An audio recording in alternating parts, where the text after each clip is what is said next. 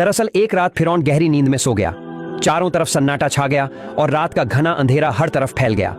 ये सुनहरा मौका देखते हुए हजरत आसिया रजी अल्लाह ताला अन्हा बहुत ही एहतियात से उठी और अल्लाह रब्बुल आलमीन की इबादत करने लगी।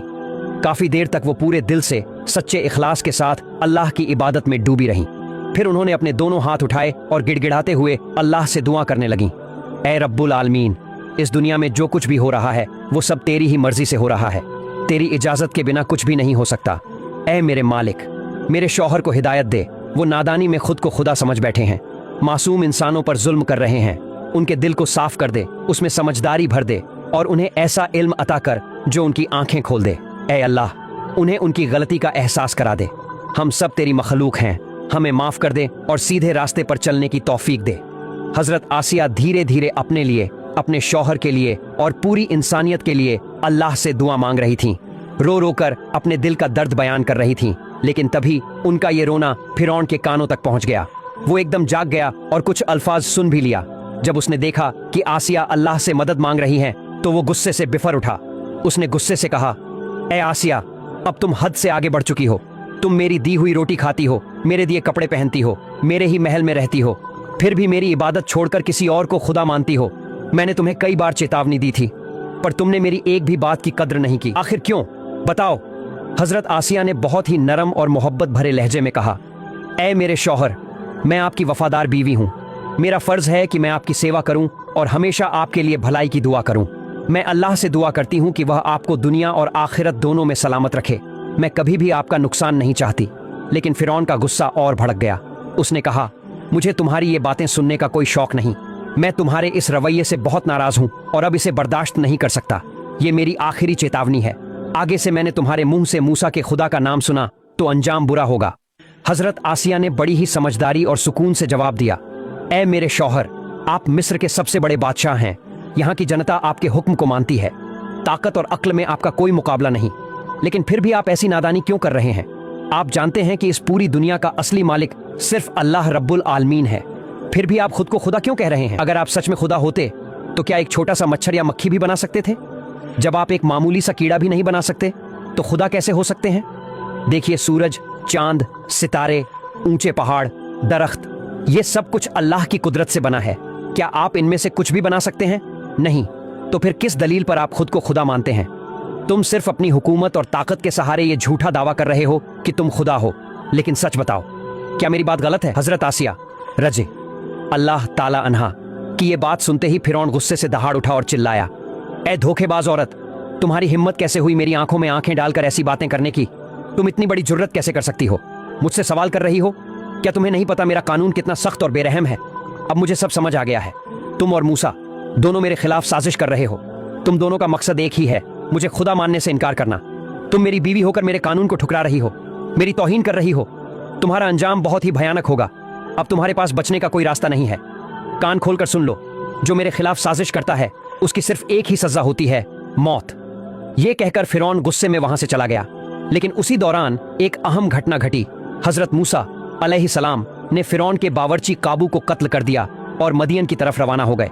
जब फिरौन को इस बारे में पता चला तो उसने मूसा को हर जगह ढूंढने का हुक्म दिया। लेकिन लाख कोशिशों के बावजूद भी वो नहीं मिला। फिरौन परेशान और बेचैन हो गया। उस रात वह हजरत आसिया रजी अल्लाह ताला अन्हा को डांट कर महल से निकल गया। कई दिन बीत गए लेकिन वो महल नहीं लौटा। फिर एक दिन हंसते हुए फिरौन उनके कमरे में आया और बोला, ऐ आसिया, उस दिन मैं तुम्हारी बातें सुनकर गुस्से में आ गया था और तुम्हें चेतावनी देकर चला गया था। लेकिन बाद में मैंने सोचा शायद मुझे तुम्हें इस तरह डांटना नहीं चाहिए था। मैं शर्मिंदा हूं और दुखी भी। हजरत आसिया ने बड़ी नरमी से कहा, ऐ मेरे जान के शौहर, इसमें शर्मिंदा होने की कोई बात नहीं है। आप मेरे शौहर हैं और मुझे डांटने का हक सिर्फ आपको है। लेकिन मैं ये जरूर कहना चाहती हूँ कि मेरे ईमान और मेरे उसूल को कोई भी धमकी हिला नहीं सकती। मैं मौत से नहीं डरती क्योंकि मेरा सहारा सिर्फ अल्लाह रब्बुल आलमीन है। फिरौन ने कहा, ठीक है, मुझे तुमसे एक सवाल पूछना है। सच सच बताओ, मूसा अब कहाँ है? हजरत आसिया बोली, मुझे नहीं पता, आप ही बताइए। क्या आपको लगता है मैं जानती हूँ? क्या मूसा को कोई परेशानी है? फिरौन बोला, नहीं नहीं, मेरी या मेरी फौज की तरफ से उसे कोई परेशानी नहीं है, लेकिन वो कई दिनों से कहीं मिल नहीं रहा है। हजरत आसिया ने कहा, देखिए, अब मूसा एक समझदार और बालिग इंसान बन चुके हैं। उनका इल्म और उनकी समझ बहुत बढ़ गई है। वो अच्छी तरह जानते हैं कि क्या सही है और क्या गलत। फिरौन ने पूछा, तो क्या तुम ये कहना चाहती हो कि अगर वो मुझसे मिलते तो क्या मैं उन्हें मार देता? हजरत आसिया ने बड़ी सादगी से जवाब दिया, ये तो आप ही बेहतर जानते हैं कि आप क्या करते। फिरौन बोला, मेरा सबसे बड़ा गम यही है कि तुम मेरी बीवी होकर भी मुझे खुदा मानने से इनकार कर रही हो। मिस्र के सारे लोग मुझे खुदा मानते हैं, लेकिन तुम अब तक मुझे खुदा नहीं मानती। मैं ही इस सरजमीन का बादशाह हूं, मुझे ही हर जुल्म और इंसाफ का फैसला करना पड़ता है। कुछ दिन पहले मूसा ने मेरे बावर्ची काबू को कत्ल कर दिया और वहां से भाग गया। अगर मैंने उसका हिसाब नहीं किया तो मेरी कौम मेरे बारे में क्या सोचेगी? हजरत आसिया ने कहा, अगर मैं आपके इस सवाल का जवाब दूं तो क्या आप बता सकते हैं कि आपने अब तक कितने मासूम बनी इजराइल के बच्चों को कत्ल किया है? क्या आपने कभी अपने ही इस जुर्म का हिसाब किया है? आपने बस एक ज्योतिषी की बात पर यकीन करके हजारों मासूमों की जान ले ली। क्या यह जुल्म नहीं है? क्या इस जुल्म का कोई हिसाब नहीं होगा?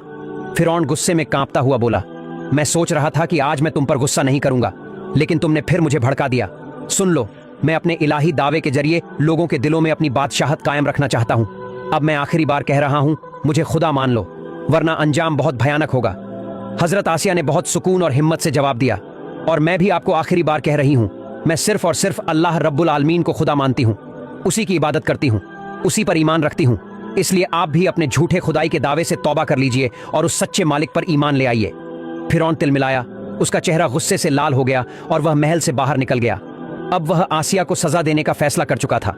उसने अपने खास दोस्त और वजीर हामान को बुलवाया। कुछ ही देर में हामान हाजिर हुआ और कहा, क्या हुआ जहांपना, कोई नई मुसीबत? फिरौन ने गहरी आवाज में कहा, हामान, तू मेरा बचपन का दोस्त है, मेरी हर कामयाबी में तेरा हाथ है, लेकिन अब एक घरेलू मुसीबत आ खड़ी हुई है।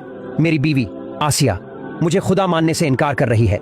मैंने उसे धमकाया, छोड़ा भी, पर वो अब भी रातों को अल्लाह से दुआएं मांगती है, रोती है, बुदबुदाती है, और अब तो मूसा को भी अपने रास्ते पर लगा लिया है। यह बात किसी को पता नहीं चलनी चाहिए।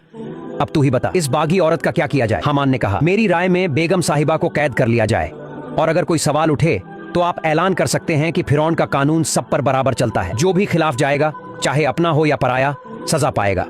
फिरौन बोला, बिल्कुल, इससे दो फायदे होंगे।